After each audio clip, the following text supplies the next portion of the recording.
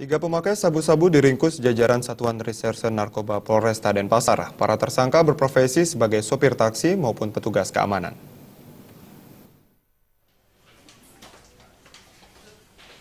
Awal, polisi meringkus tersangka berinisial PA, usia 35 tahun di Jalan Ida Bagus Mantre, Kesiman.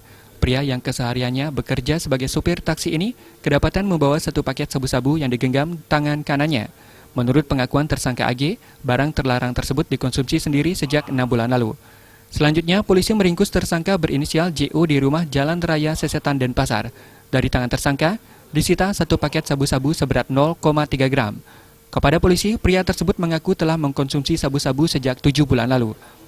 Tidak berhenti sampai di sana, polisi meringkus tersangka berinisial TJ yang kesehariannya berprofesi sebagai satpam.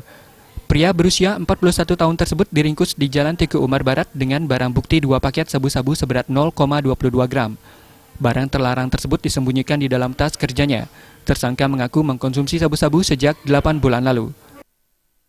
Tiga orang yang mana yang bersangkutan kita amankan saat menggunakan sabu. Jadi ketiga orang ini sudah kita amankan, kita lakukan pemeriksaan untuk pengembangan kasusnya.